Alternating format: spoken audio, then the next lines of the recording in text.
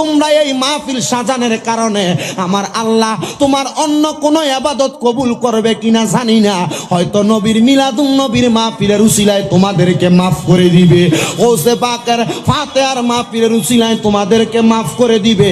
এই মাহফিল মানুষকে হেদায়েত করার জন্য তোমরা ইন্তজাম করলা। এখন থেকে যদি ওয়াদা করো আমরা 5 ওয়াক্ত নামাজি ইমামদার হয়ে যাব, আমরা আল্লাহ তাআলার নিয়ামত ভক্ষণ করতে চাই।